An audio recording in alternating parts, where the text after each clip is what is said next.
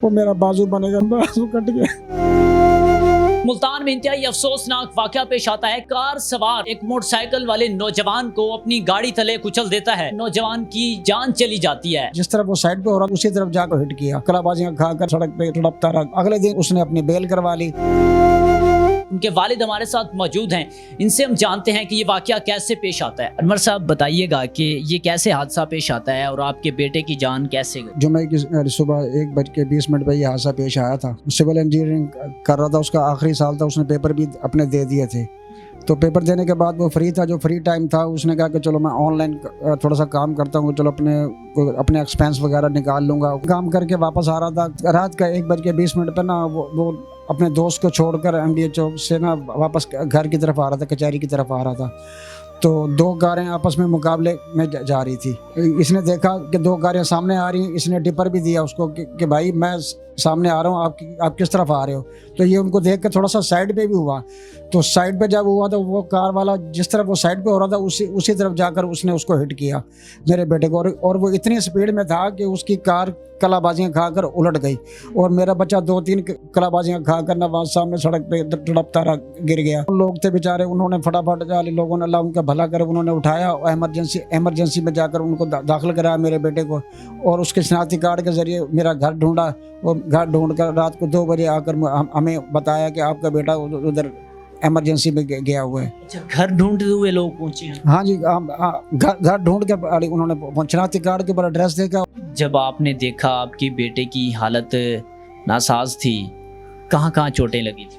मेरे बेटे के यार ये जबड़ा उसका पूरा टूट गया था। उसका ये जो सीने की हड्डी है ये उसकी टूट गई थी। ये फेफड़े जो है ना ये उसके मुतासर हो गए थे। पाँव की हड्डी उसकी वो टूट गई थी।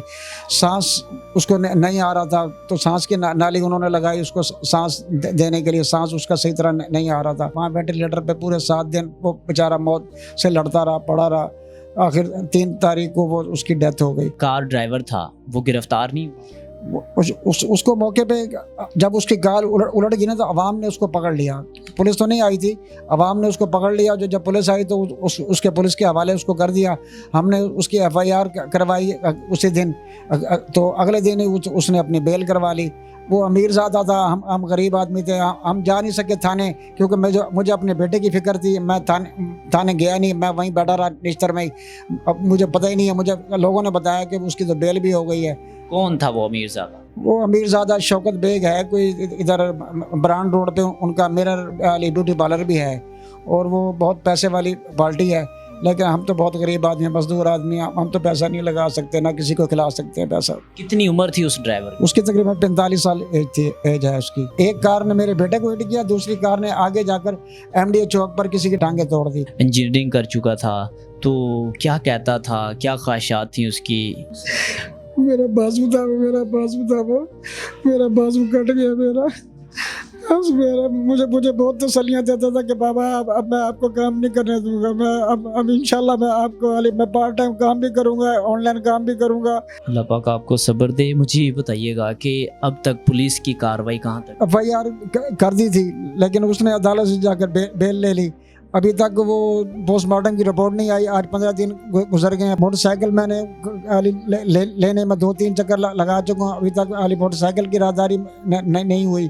बस मैं जॉब छोड़ के बैठा हूँ। 15 दिन हो गए हैं, 16 दिन मैं जॉब पे भी नहीं जा रहा। मजदूर आदमी हूँ। घर का किचन कैसे चलाऊँ, बिजली के बिल कहाँ से भरूँ, मैं कहाँ से अपना पूरा करूँ। थाने कचहरी के चक्कर लगा रहा हूँ, बस यही मेरे साथ हो रहा है।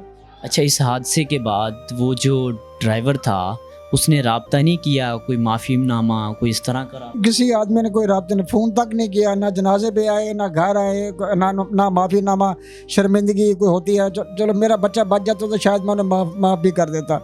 लेकिन ये है कि वो लोग उनमें से कोई भी नहीं आया अभी तक। मेरे घर कोई पैगाम भी नहीं आया, ना उन्होंने फ़ोन किया कि भाई हमारे बच्चे की गलती है या हम माजरत चाहते हैं। जब ड्राइविंग कर रहा था तो किस हालत में था?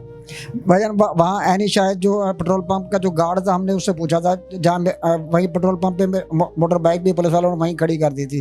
तो हम लोग वहाँ गए तो गार्ड ने मुझे बताया कि हमने इसको निकाला जब तो इसके मुंह में से शराब की स्मेल आ रही थी। लेकिन ये है कि जब उसकी बेल हुई और उसने जो मेडिकल बनवाया उसमें अल्कोहल साबित नहीं हुआ।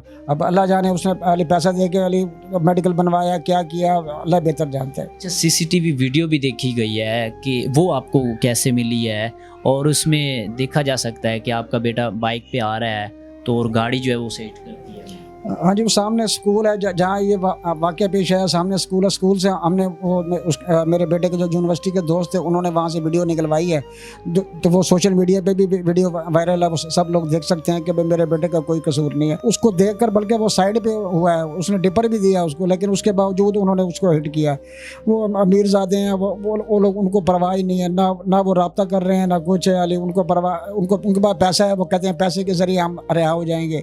लेकिन ये है कि अल्लाह की अदालत तो है। साद की वालदा पे क्या गुजर रही है? साद की वालदा की तबीयत बहुत ख़राब हो गई थी। उसको हम यहाँ सिटी हॉस्पिटल में ले गए थे। उसका बीपी शूट कर गया था, 165 पे उसका बीपी चला गया था। हमें अली बेटे के बाद हमें अपनी वाइफ की फिक्र पड़ गई। उसको हम एमरजेंसी जाके दाखिल करवाया। इंसाफ के लिए क्या अपील करना चाहते हैं?